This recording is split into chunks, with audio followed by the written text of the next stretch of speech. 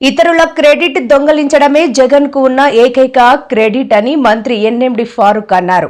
ఈ మేరకు ఆయన మీడియాతో మాట్లాడారు. Land, sand, wine, mine, drugs, గంజాయి మాఫియాలే వైసీపీ వాళ్ళ క్రెడిట్ అని మంత్రి తెలిపారు.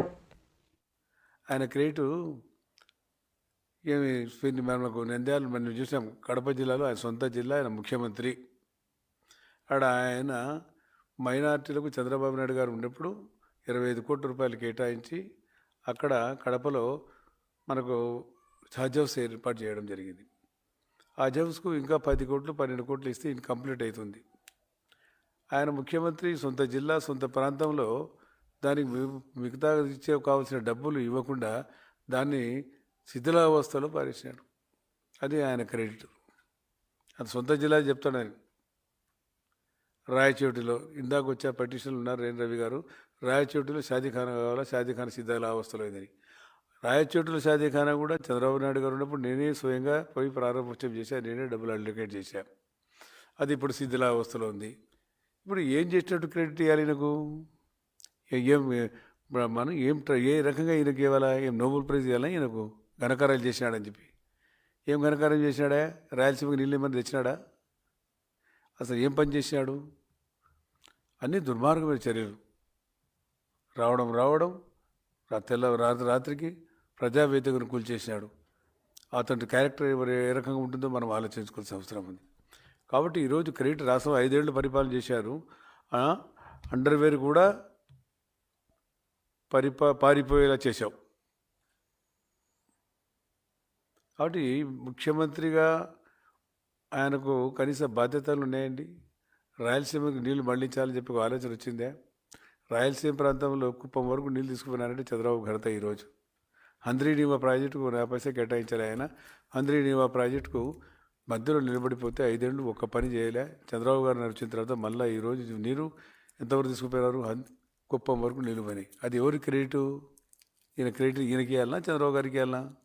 ప్రజలు ఎవరికి క్రెడిట్ ఇస్తారు? ఆయన క్రెడిట్ ఇవ్వాలా? పని మనం చేసి ఆయన క్రెడిట్ ఇవ్వాలా? ఇది ఎక్కడేదండి? ఇది నాకు అర్థం కాలే. నేను ఏం చేసినాడని చెప్పి ప్రజలకు 5 ఏళ్ల కాలంలో నాణ్యతలేని మద్యం సరఫరా చేసి ఎంతమంది ప్రాణాలు తీసినాడు? ఎంతమంది సిరోసిస్ వచ్చి చచ్చిపోయినారు? సొంతంగా మా ఊళ్ళో నంద్యాలలో ఒక ఫ్యాక్టరీ ఉంది.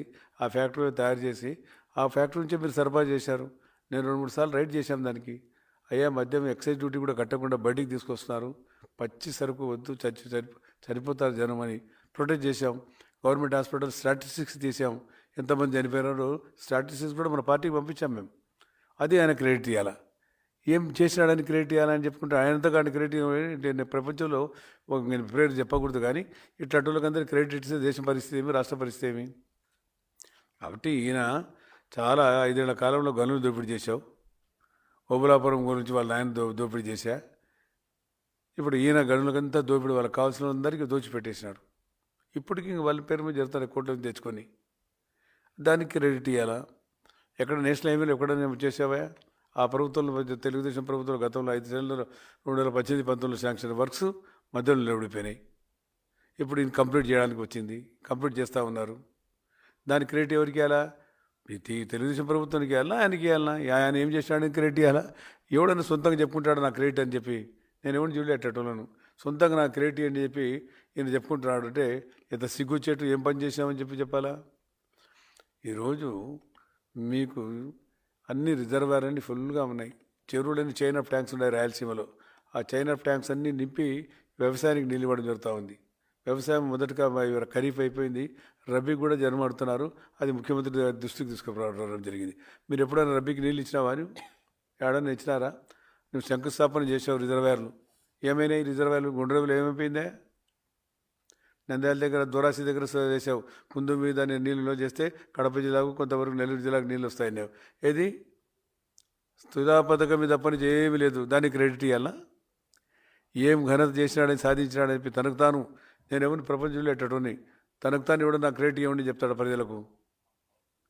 కాబట్టి ముఖ్యమంత్రిగా పనిచేసే కాలంలో ఎన్ని దోపిడీ పనులు చేసావు, ఎంతమందిని హత్య చేసావు, ఎంతమందికి దుర్మార్గమైన చర్యలు తీసుకోవు. మాలాంటి వారి మీద కూడా కేసులు పెట్టావు. ఎంతమంది మీద కేసు పెట్టారా మీరు? దానికి క్రెడిట్ ఎవరికి ఇవ్వాలా?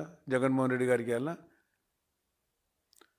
కాబట్టి ఆయన అంతకు ఆయన చెప్పుకోవడం అనేది చాలా దుర్మార్గం. ఎక్కడ చూడలేదు. ఇటువంటి ముఖ్యమంత్రిగా పనిచేసేవానికి ఆయన ఎప్పుడు వస్తున్నాడు, ఎప్పుడు రావడం, ఒకరోజు అటెండ్ కావడం, మళ్ళీ ఆయన వెళ్ళిపోవడం. Care of Bengaluru. హైదరాబాద్ కాదు, ఇక్కడ అయితే తెలంగాణ కాదు, విజయవాడ అసలు సొంత రాష్ట్రంలో కూడా అలా కాదు. మన రాజధాని బ్రహ్మాండం కడుతున్నారు చంద్రబాబు నాయుడు గారు. ఈరోజు అందరికీ సదుపాయాలు కలిగిస్తున్నారు. ఆఫీసర్లు కానీ, అదేవిధంగా ఎమ్మెల్యేలు కానీ, ఎంపీలకు కానీ, మన ఏఎస్ ఆఫీసర్లు కానీ, జడ్జిలు కానీ క్వార్టర్స్ కట్టించి ఒక మన రాయలసీమ అమరావతి ఏ రకంగా ఉండాలో ఒక రూపకల్పన చేశారు. దాన్ని ఈరోజు డెవలప్ చేయడం జరుగుతూ ఉంది. దాన్ని ఈయన క్రెడిట్ ఇవ్వాలన్నా? ఈయన ఎందుకు ఆయన అంతా కొనుక్కుంటాడు? చాలా హాస్యాస్పదంగా ఉంది. ఎవరు కూడా ఊహించలేదు నాకు క్రెడిట్ ఇవ్వండి బాబు అని.